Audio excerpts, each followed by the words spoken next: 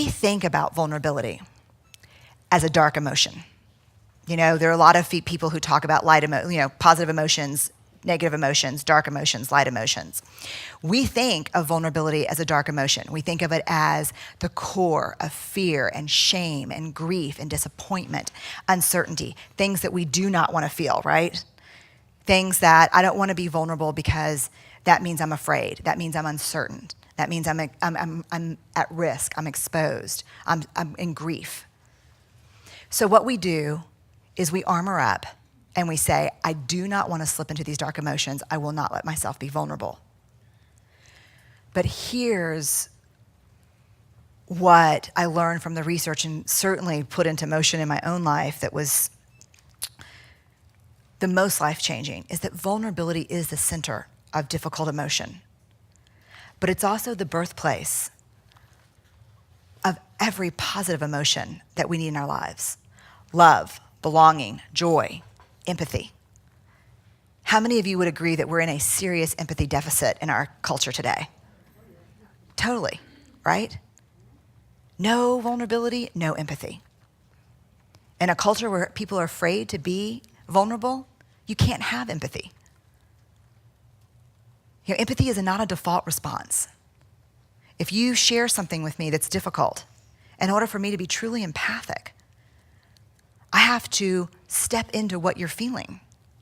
And that's vulnerable. So there can be no empathy without vulnerability. Why do you think, in that example that I used a while ago, daughter comes home and says, tears, no one sat with me at lunch today. They made fun of what I was wearing.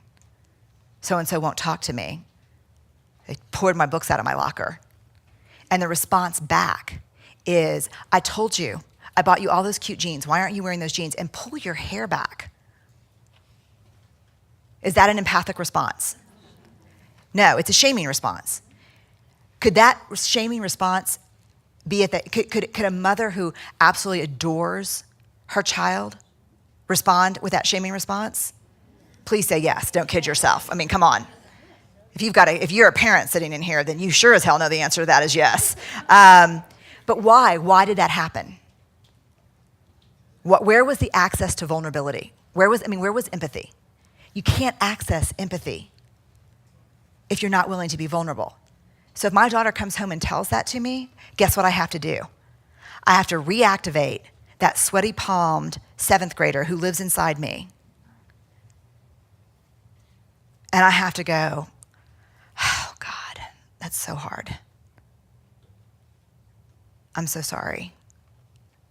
That's happened to me. That's happened to me when I was in middle school, and it's happened to me last week.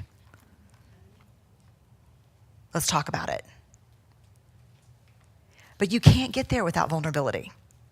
You can't fake empathy. Innovation and creativity, born of vulnerability. This is my favorite part. I talked about this, I did another TED Talk this year in Long Beach, and I told the story that during 2011 and even this year, after the big TEDx Houston talk went viral, the big calls came from Fortune 500 companies.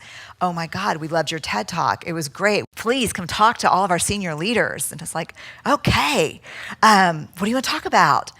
Like, we don't care. Just come and talk to us. Just if you could ixnay the shame and vulnerability talk.